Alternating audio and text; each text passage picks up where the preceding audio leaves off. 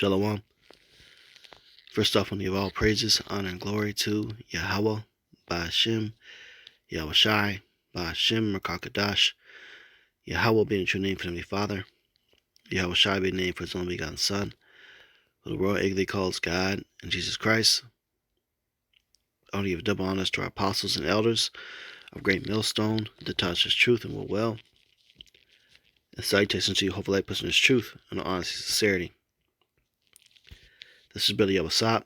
Comes to listen to Spirit Power, Yahweh Shai.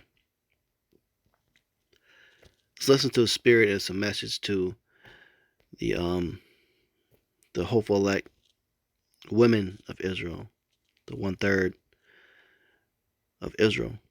Okay, because there are some women that truly believe, man, and it's a faith booster when you come across a sincere woman, because there's not too many of them, and a lot of them go unnoticed, because that's righteously so, because a characteristic and a trait of a righteous woman is discretion, but their acts are heard and are noticed and are spoken amongst the elders in the church of good deeds, and they're well acknowledged and remembered,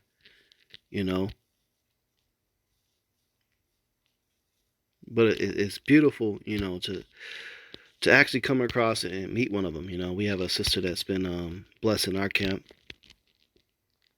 for some years now. She has a beautiful spirit. She has a spirit of the which a woman is supposed to uphold.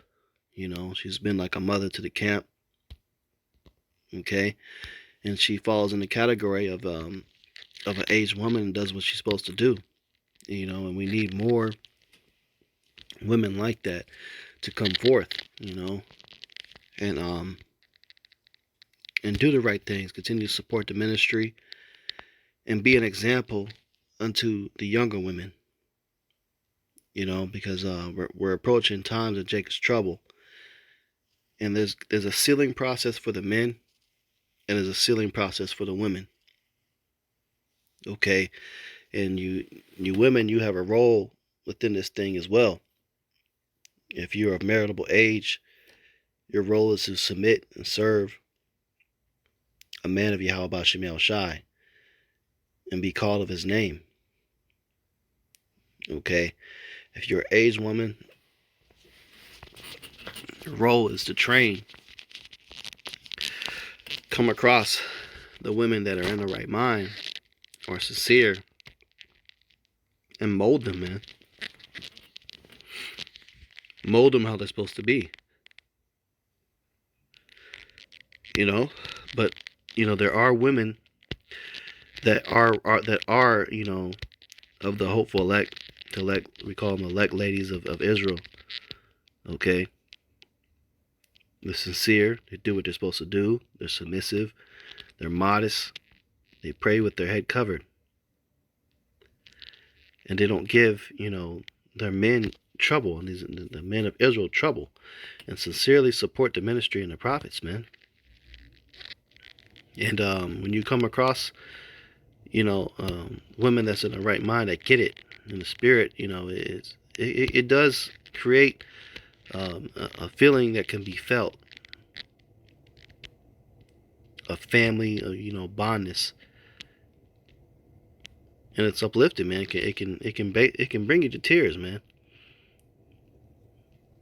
because there's, out of the millions that we come across, just the feeling of peace is not there with the women that we deal with, we come across every day. There's the rest, the feeling of rest is just not there. But when you come across a hopeful lady, a woman of Israel, you're gonna have a feeling of rest, and it can be just seconds,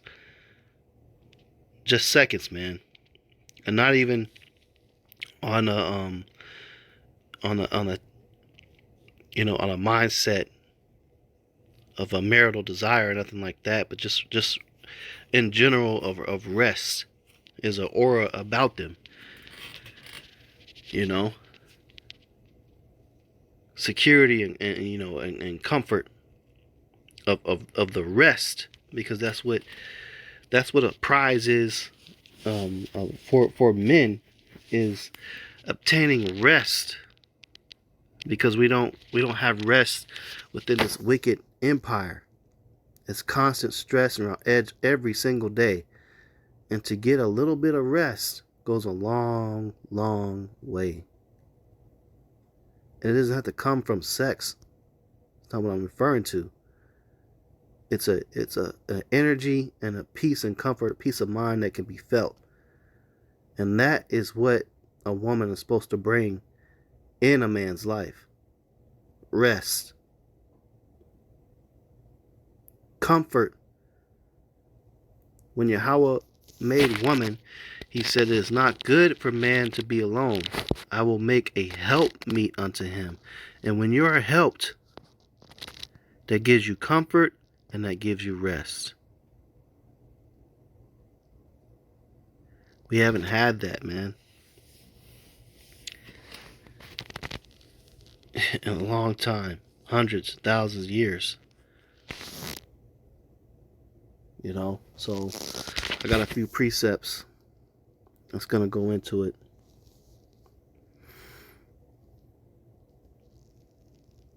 All right. Just the attributes of the characteristics of righteous women within the scriptures we're going to bring out. Okay. Now this chapter, Joshua chapter 2, this is going to come into fruition again spiritually in the time of Jacob's trouble.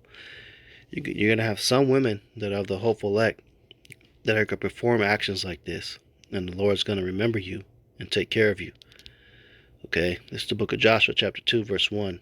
It says, and Joshua the son of Nun sent out of Shittim 2 men to spy secretly, saying, go view the land, even Jericho. And they went and came into an harlot's house named Rahab, and lodged there. Harlot was labeled you as a harlot is a woman that's non-virgin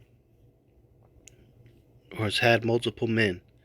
Okay, they're counted or labeled the title as they get a harlot, especially if a woman is of marital age, or another frame or title for this is a prostitute as well. Okay, so this thing isn't about these women that think they're over righteous and been converted and they got it and they're pure. You got women that learn the truth, young women, okay, and they think the answer is that makes them righteous and that they're above all the women and they're going to guarantee be delivered, is by knowing that they're Israelite and they got a head wrap on and a long dress of a covering. Once they do that, they feel like they've done their duty. That's it. And they feel they are labeled as in the truth. In reality, in the last days in Jacob's trouble, the women that are going to be saved are not the women with the head wraps on, that are dressing as Israelite women with fringes and gold a whole 9 yards on their appearances. It's going to be what's inside your heart, your spirit, and your actions is what's going to count. And you're going to have women that's going to get delivered. They might have lived their lives, their whole lives, damn near as fucking prostitutes, strippers and shit. But when it counted and when it mattered, they did the right thing. And when it counts and when it matters, when it comes to these women with these head wraps on that learn the truth, they fail. They begin to think that they're above the men, their husbands, that brought them in or taught them things. And they go back to the independent woman mindset of belittling him, and thinking that they know more than him and he's not a real prophet. They start degrading him, you know, telling him that she's in the truth and he's not, and he's not a prophet, thinking they know it all. They want that type of power, authority. And they go off, man, and eventually commit adultery and do all types of sorts of wickedness. So these women that are counted as harlots, in reality, they're going to have a better chance than these women that quote unquote know the truth. Because they know the truth, but they walk in a hypocritical mentality. We're going to read on further. You're going to see what I'm talking about. Okay? It says, and they went and came into a harlot's house named Rahab and lodged there. And it was told the king of Jericho, saying, behold, there came men in hither tonight of the children of Israel to search out the country. And the king of Jericho sent unto Rahab, saying, bring forth the men that are come to thee, which are entered into thine house, for they be come to search out all the country. And the woman took the 2 men and hid them, and said, thus there came men unto me, but I wist not whence they were. And it came to pass about the time of the shutting of the gate, when it was dark, that the men went out. Whether the men went I wot not, pursue after them quickly, for ye shall overtake them. But she had brought them up to the roof of the house, and hid them with the stalks of flax, which she had laid in order upon the roof. And the men pursued after them the way to Jordan unto the fords. And as soon as they which pursued after them were gone out, they shut the gate. And before they were laid down, she came up unto them upon the roof, and she said unto them, I know that Yahweh hath given you the land, and that your terror is fallen upon us, and that all the inhabitants of the land faint because of you. For we have heard how Yahweh dried up the water of the Red Sea for you, when ye came out of Egypt, and what ye did unto the 2 kings of the Amorites, and were on the other side of Jordan, Sihon and Og, whom ye utterly destroyed. And as soon as we have heard these things, our hearts did melt. Neither did there remain any more courage in any man because of you. For Yahweh your God, He is God in heaven above and in earth beneath. Now therefore I pray you, swear unto me by Yahweh, since I have showed you kindness, that ye will also show kindness unto my father's house, and give me a true token, and that ye will save alive my father, and my mother, and my brethren, and my sisters, and all that they have, and deliver our lives from death. And the men answered her, our life for yours, if ye utter not this our business. And it shall be, when Yahweh hath given us the land, that we will deal kindly and truly with thee. All right, so she saved their lives. She hid them. Okay, she hid them. They were there. The Israelites were there as spies, to spy out the land before coming and taking over the city. And she could have gave them up. She could have sold them out in fear for her own life. But she was willing to risk her own life for these men, these elect men, and hid them on the roof. Now, that's not an attribute that a lot of these women today would have. When it comes to them, and contrary to other people, whether it's them or you, they're going to choose themselves. When it's them and their kids over you, they're going to choose them and their kids. They're not going to choose you. We're approaching a time period of war and complete end of the world type destruction and desolation. These decisions are going to be laid in front of many women on whether or not they're going to give the elect men of Yahushua up, or try to help and save them. Okay? And there are elect women of Israel that are really about this life, man. And they will behave like Rahab. Okay? They have sincere faith. And you got women that claim they're in the faith. They got the look of it. They got the outward appearance. They got that part down. They got the head wrap and they got the fringes and they got the long dress modest covering and clothing. But the shit really be fake. When it come down to it and faced with decisions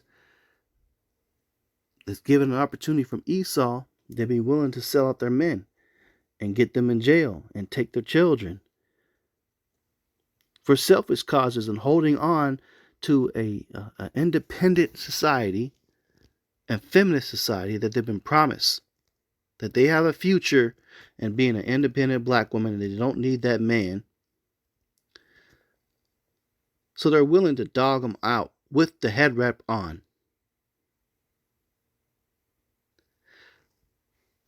That's sickening to think about.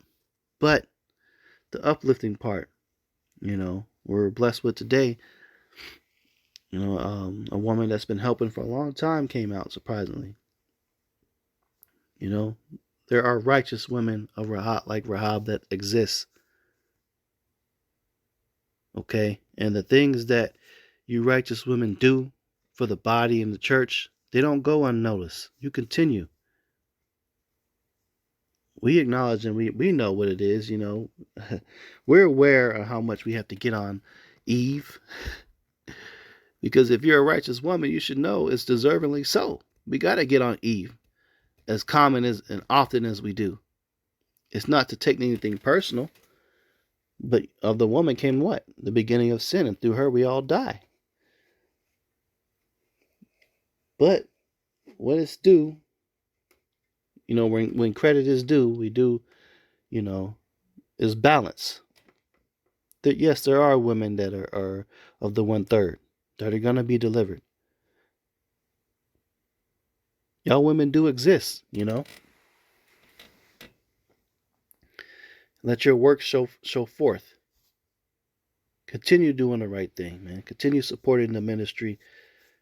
Continue to try to help you age women that continue to help the young women and train them up. Hey, get on their ass, man. Chew them out. A lot of so-called black women, when it comes to, the ones that become labeled as grandmas and stuff like that, you have a reputation of being, strong, the strong black woman, or the tough grandma, don't mess with this. Hey, let that come out full force against these wicked ass young women of this generation. You can bring that attitude, that snapping, cussing out, that switch. Get on these young women, man. Because we need more of you out there. Get them white. Whip them, literally, whip them into shape, man.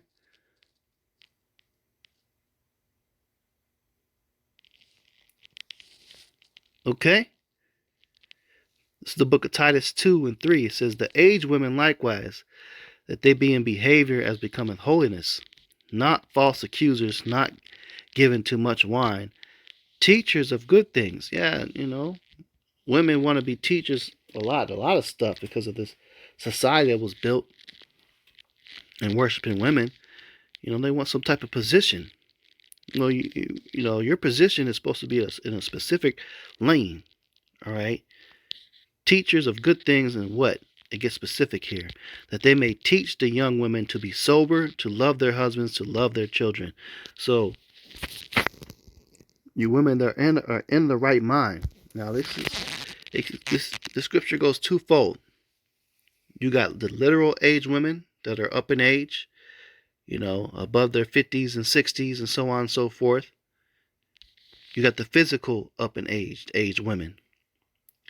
But you got the spiritual aged women as well. This applies to you too. It says that they may teach the young women to be sober. So you aged women, physically, and you've been knowing the truth for some years, this is part of your work, your duty, man. You got to be teaching the young women. Focus on them Israelite women of our nation, man. Okay? It's part of your responsibility. It's in the scripture, reading it. They may teach the young women to be sober, to love their husbands, to love their children, to be discreet, chastity, keepers at home, good, obedient to their own husbands, that the word of Yahweh be not blasphemed. Now, you can't just go out to any woman that's marital age and trying to do this. It's going to frustrate you. You're going to get a massive amount of problems. You got to let the Spirit guide you to the right woman that the Lord wants. Potential 1/3 of the nation of Israel. And he'll place her into your life to enforce this right here. Speaking to the aged woman. Aged woman, you're an aged woman if you're of you're older, you're a grandmother age, or you're a woman that's been knowing the truth for some time, and you're actually been keeping things to the best of your ability, and you don't have a bad reputation. Maybe you've got a man, an Israelite man, a husband. He might be of GMS. He's been teaching for a long time. Now, if you're watching this video and you got a husband, you should not be watching this video. So this don't apply to you. You're already being wicked. You know. But for you other women, maybe you don't have a husband. You haven't been blessed with that, a prophet or anything, but you've just been watching the lessons, and you've been watching for a few years. Your target should be focusing on, if to teach somebody something, is of the younger women that are gravitating towards the truth. And you guys be coming in contact with each other. There's different chat groups and stuff that's out there. There's some of y'all be dialoguing in and stuff, man. You know, get on these new cats, man. These new women coming in about these things. Completely, and what things is completely eliminating the mind of feminism and anything a part of it. Erasing the mentality that a woman can buck up to a man, talk back and talk down on him, and getting out of line. To be discreet, chastity, keepers at home, good, obedient, teach obediency, all right? Obedient to their own husbands, that the word of Yahweh be not blasphemed. There you go. So it's beautiful that we got women that, that do follow consistently, but you do have a job, man. Get on it and mold them up, and hey, bring them to the men, man. Bring them to some of these laboring men of Yahweh Shimon Shai. Find them, search them out. Hey, I got a good woman for you. I've been teaching her, molding her. She's good to go. Because what's going to approach during when all hell breaks loose is this. This is the book of Isaiah 4:1. It says, "And in that day 7 women shall take hold of one man, saying, We will eat our own bread and wear our own apparel.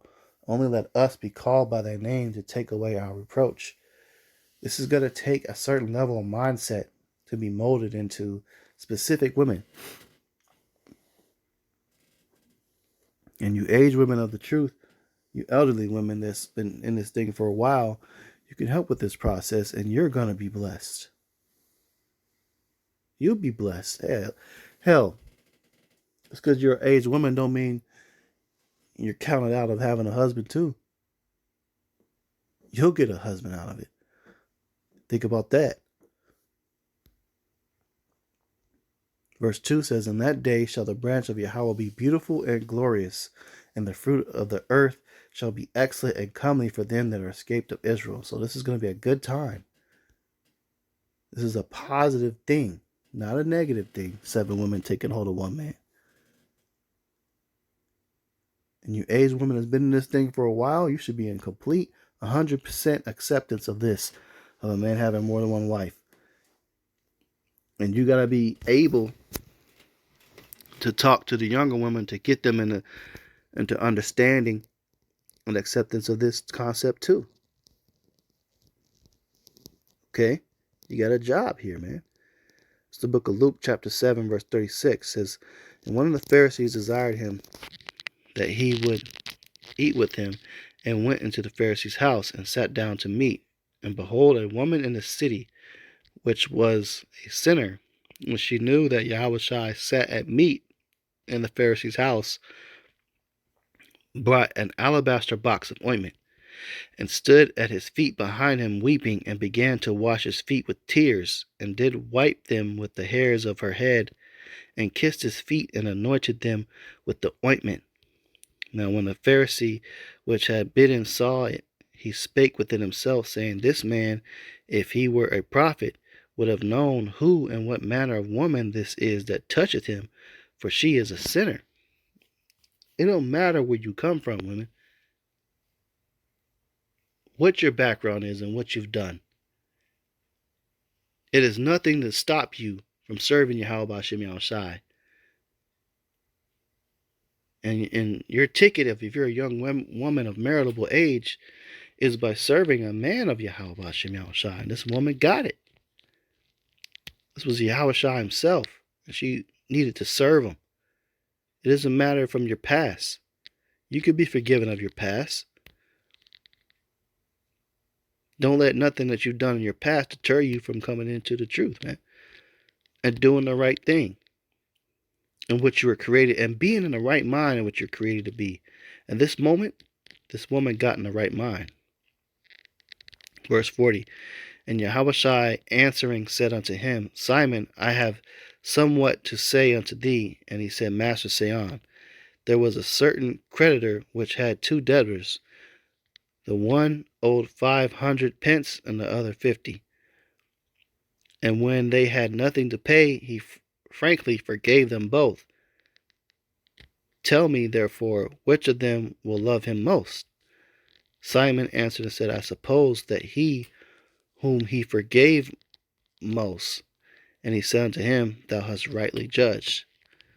And he turned to the woman and said unto Simon, Seest thou this woman? I entered into thine house, thou gavest me no water for my feet, but she hath washed my feet with tears, and wiped them with the hairs of her head. Thou gavest me no kiss, but this woman, since the time I came in, hath not ceased to kiss my feet. My head with oil thou didst not anoint, but this woman hath anointed my feet with ointment. Wherefore I say unto thee, her sins, which are many, are forgiven. Her sins, which are many, are forgiven. For she loved much, but to whom little is forgiven, the same loveth little. And he said unto her, Thy sins are forgiven. Thy sins are forgiven. And they sat at meat with him, began to say within themselves, Who is this that forgiveth sins also? And he said to the woman, Thy faith hath saved thee, go in peace.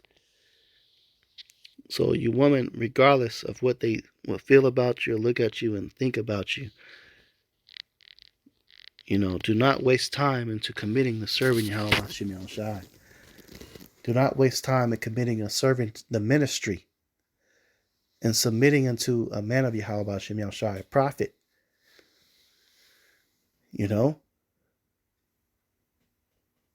She did her job, man. She served with what she had. She had an alabaster, a box of ointment, an oil that was so potent and expensive that the smell and aroma filled the whole house. And she anointed Yahweh Shai with that. And used her own hair and her own tears off her face to wash his feet. That's servitude at its finest. You got to apply that same energy of acceptance, of servitude to the ministry. And if you're a woman of maritable age, to a man, you approach him and be called by your name. Serve him.